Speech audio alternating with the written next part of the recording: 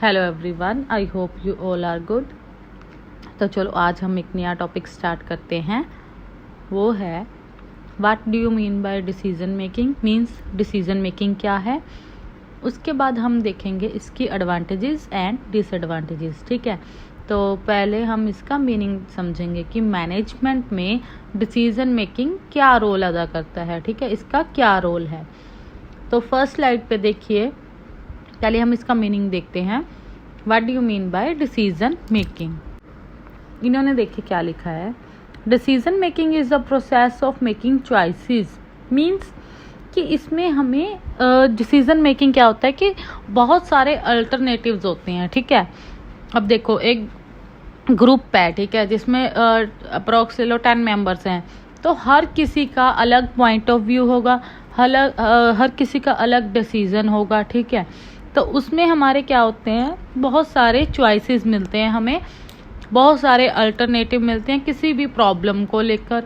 अगर हमने कोई काम करना है, मैनेजमेंट में कोई डिसीजन लेना है, ठीक है, तो उसमें हमने क्या करना होता है, पहले हम इंफॉर्मेशन वगैरह सब कुछ गैदर करते हैं, उसके बाद हम उसमें से बेस्ट अल्टरनेटिव को पिक करते हैं। मीन्स सबकी राय सुनते हैं, सबका डिसीजन सुनते हैं, बट जो हमें बेस्ट लगता है उसके रिगार्डिंग, जो भी प्रॉब्लम है या फिर जो भी काम है ऑर्गेनाइजेशन का, मैनेजमेंट का, उसके रिगार्डिंग हमें जो भी बेस्ट वन लगेगा, हाँ, कि इसको हम अगर अप्लाई करेंगे मैनेजमेंट में अपने काम में तो ये इजीली अडॉप्ट भी हो जाएगा उसके सिचुएशन के अकॉर्डिंग और हमें अच्छा रिजल्ट भी देगा।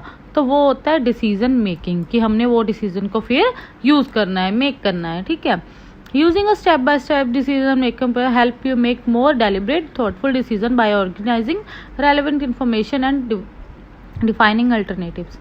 इसकी वजह से हमें अपनी ऑर्गेनाइजेशन अच्छे से वो काम कर सकती है, और अगर अच्छा डिसीजन मेकिंग पावर होगी तो वो अपने जो गोल्स हैं और टारगेट्स हैं उसको अचीव भी कर सकेगी। तो ठीक है, इसमें हमने गो थ्रू किया कि हमने जो हमारे अल्टरनेटिव्स होते हैं उसमें से बेस्ट वन पिक करना होता है, उसको हम बोलते हैं डिसीजन मेकिंग, कि हमने वो डिसीजन ले लिया है। ठीक है, तो आगे देखते हैं। देखिए नेक्स्ट स्लाइड पे डिसीजन मेकिंग, ये with the help of picture आपको समझाया है। Decision making is the process of choosing between different alternatives. ठीक है, मैंने पीछे भी आपको ये समझाया कि एक ऐसा प्रोसेस है जिसमें हम चूज करते हैं बिटवीन द डिफरेंट अल्टरनेटिव्स, कि हमारे पास बहुत सारे अल्टरनेटिव होते हैं, उसमें से बेस्ट वन हम क्या करते हैं, चूज करते हैं। ठीक है, जो हमारी ऑर्गेनाइजेशन के लिए, हमारे बिजनेस के लिए, हमारी मैनेजमेंट के लिए बेस्ट होगा, हम वही पिक करेंगे ना, जिसका डिसीजन सबसे अच्छा लगेगा वो अप्लाई करेंगे। Then next one is advantages and disadvantages, जो आज का मेन है कि डिसीजन मेकिंग हमने समझ लिया क्या होता है, कि पहले डिसीजन मेकिंग कि उसका मीनिंग हमने समझ लिया। अब हम इसके देखेंगे एडवांटेजेस एंड डिसएडवांटेजेस। एडवांटेजेस को मैं हर वीडियो में आपको बताती हूँ, फीचर्स में भी लिख सकते हैं, इंपॉर्टेंस में भी लिख सकते हैं। ठीक है, और डिसएडवांटेजेस तो डिसएडवांटेजेस ही रहेंगी, बट एडवांटेजेस से आपके 2 कवर और हो जाएंगे, क्या, फीचर्स एंड इम्पोर्टेंस, या उसको कैरेक्टरिस्टिक्स भी बोलते हैं, नेचर्स भी बोलते हैं, किसको, फीचर्स को। तो ठीक है, आगे देखिए एडवांटेजेस में first point gives more information. अब फर्स्ट पॉइंट ये है, अब देखो जितनी ज़्यादा वहाँ पे हमारे पास अल्टरनेटिव्स होंगे उतनी ज़्यादा हमारे पास क्या होगी, इन्फॉर्मेशन गैदर होगी।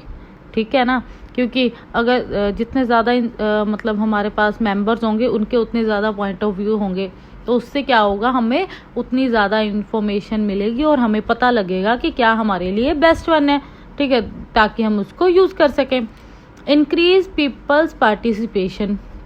अब बेस्ट डिसीजन मेकिंग करने के लिए हमें ज़्यादा से ज़्यादा लोगों का पॉइंट ऑफ व्यू भी चाहिए, तो जिससे क्या होता है, इंक्रीज पीपल पार्टिसिपेशन। ठीक है, वो भी करना ज़रूरी है।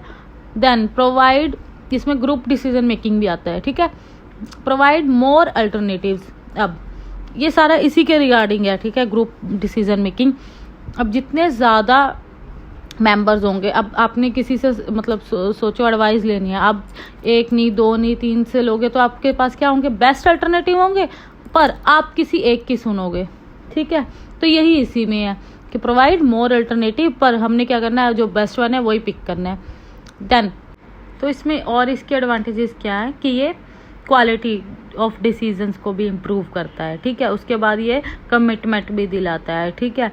तो इसमें हमारे जो improve the quality of decisions, ठीक है, ये जो डिसीजंस लेना है उनकी क्वालिटी को भी बेटर करता है, हमारे पास ज़्यादा अल्टरनेटिव होते हैं इसलिए। Then help in strengthening of the organization की, अब हमारी जो ऑर्गेनाइजेशन है ये उसी के लिए बेनिफिट्स है। अगर हमारे पास ज़्यादा अल्टरनेटिव होंगे, हम बेस्ट वन पिक करेंगे तो हमारा डिसीजन वो राइट होगा ऑर्गेनाइजेशन के लिए, जिससे हम अपने टारगेट्स एंड गोल्स को अचीव करेंगे। और इसमें और मैं बताती हूँ आपको, गो थ्रू करती हूँ। इसमें people understand the decision better, ठीक है, अच्छे से समझ सकते हैं। वन मैन कंट्रोल रिड्यूस, क्योंकि इसमें हमने ज़्यादा इंडिविजुअल्स के पॉइंट ऑफ व्यू लेने होते हैं, ठीक है। तो इसमें वन मैन कंट्रोल नहीं है, किसी एक का कंट्रोल नहीं है कि किसी एक ने सुना दिया तो उसी का एप्लीकेबल होगा, नहीं।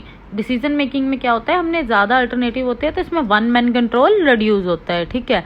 और इसमें क्या, ये क्रिएटिविटी को भी इन्हांस करता है। ज़्यादा अल्टरनेटिव होंगे तो ये सबका क्या होगा, अलग अलग किसी का क्रिएटिविटी होगा, ठीक है, सभी का अलग पॉइंट ऑफ व्यू है, तो ये क्रिएटिविटी को भी इन्हांस करता है, ठीक है। इम्प्रूव्स को रिस्पॉन्सिबिलिटीज़, ठीक है, को रिस्पॉन्सिबिलिटी को भी इम्प्रूव करता है, ठीक है। सभी को अपनी रिस्पॉन्सिबिलिटी का पता लगता है कि यहाँ हमारी रिस्पॉन्सिबिलिटी है। देन आगे हम देखते हैं इसके डिसएडवांटेजेस ऑफ डिसीजन मेकिंग, कि इसके डिसएडवांटेजेस क्या हैं, ठीक है। तो फर्स्ट वन इज कॉस्टली। ये क्या है, एक कॉस्टली है, क्या प्रोसेस है, कौन सा डिसीजन मेकिंग। ये कॉस्टली क्यों होता है, देखिए ये तो एक, इसमें दूसरा पॉइंट भी मैं कवर कर देती हूँ, आपका टाइम कंज्यूमिंग होता है ये, ठीक है। क्योंकि ये टाइम कंज्यूमिंग क्यों होता है, अगर आप इंडिविजुअल डिसीजन मेकिंग में देखिए, अगर एक इंसान ने, ठीक है, एक एम्प्लॉय ने, मतलब मैनेजर ने, किसी ने भी इंडिविजुअल मतलब वो लेना है, डिसीजन लेना है, ठीक है, कंपनी के लिए, ऑर्गेनाइजेशन के लिए, तो वो टाइम कंज्यूमिंग नहीं है as compare to decision making में। इसमें क्योंकि मोर नंबर ऑफ पीपल होते हैं, ठीक है, उसी की वजह से ये हमें कॉस्टली भी पड़ता है। अब इंडिविजुअल ने खुद ही डिसीजन लेना है, वो हाफ एन आवर या घंटे में लेके फ्री हो जाएगा, ठीक है, बता देगा ये करना है करो। बट डिसीजन मेकिंग में जब इतने सारे मेंबर्स को हमने सुनना पड़ता है, सब कुछ होता है, कम से कम भी अगर आपने 10 मेंबर्स को भी अच्छे से सुनना है तो आपके 3-4 घंटे कहीं नहीं गए मीटिंग में। तो ये हमारा टाइम कंज्यूमिंग तो है, उसी के साथ हमें इसी सभी की कॉस्ट भी बियर करनी पड़ती है। ये कॉस्टली भी है, किसके regarding, as compare to individual decision making के, ठीक है। तो ये एक कॉस्टलियर प्रोसेस है, कौन सा, डिसीजन मेकिंग। देन इसमें आगे क्या बोला है इन्होंने ambitious responsibility and individual domination. इसमें देखते हैं क्या होता है, इसमें उन्होंने क्या बोला कि एम्बिशियस रिस्पॉन्सिबिलिटीज़ होती हैं, मींस कि अनक्लियर होती है, कि किसी को अपनी रिस्पॉन्सिबिलिटी नहीं पता होता है, ठीक है। अब किसी एक का डिसीजन लेना है, किसी एक का डिसीजन हमने पिक करना है, बट हमारे पास अल्टरनेटिव बहुत ज़्यादा होते हैं, ठीक है। तो इसमें और क्या बोला उन्होंने, disagreement among group members may lead ill feeling between them. अगर हम डिसएग्री करते हैं किसी एक मेंबर के उस पे डिसीजन पे, तो शायद वो क्या करेगा, वो उसको फील कर जाएगा, ठीक है। तो ये भी एक किसकी डिसएडवांटेजेस है, क्योंकि अगर एक मतलब इंडिविजुअल डिसीजन मेकिंग में देखें, उसमें ऐसा नहीं है, उसमें हमने एक मतलब एम्प्लॉयज़ का या उसका सुनना है, देन उसको पिक कर लेना है। बट इसमें क्या है, ये इसकी डिसएडवांटेजेस है क्या, कि हमने डिसएग्रीमेंट अगर हो जाएंगे किसी के साथ तो वो क्या कर सकता है, वो फील कर सकता है, ठीक है। देन इसमें कन्फ्लिक्ट और डिस्प्यूट भी अराइज होते हैं, किसमें, डिसीजन मेकिंग में, ग्रुप डिसीजन मेकिंग में, क्योंकि घूम फिर कर वही सारी बात वहीं पे आ रही है कि ये एक मोर नंबर ऑफ पीपल्स होते हैं, तो इसमें क्या होगा, कन्फ्लिक्ट और डिस्प्यूट तो अराइज होंगे ही होंगे, क्योंकि हर किसी का पॉइंट ऑफ व्यू सेम नहीं होता है, तो हर किसी का पॉइंट ऑफ व्यू एक दूसरे से के साथ मैच नहीं होता है। Then group creates pressure on members to compromise on least common alternative. अब ग्रुप्स क्या करते हैं, क्रिएट प्रेशर भी करते हैं मेंबर्स पे कि क्या वो कॉम्प्रोमाइज कर सके ऑन लीस्ट कॉमन अल्टरनेटिव, जो कॉमन अल्टरनेटिव हो। तो ये था आज का आपका topic, that is meaning of decision making in management, ठीक है। तो ये आपका इजी है टॉपिक कि डिसीजन मेकिंग क्या होता है। मैंने आपको with the help of diagram भी समझाया, देन हमने इसके समझे एडवांटेजेस एंड डिसएडवांटेजेस किसके, डिसीजन मेकिंग के।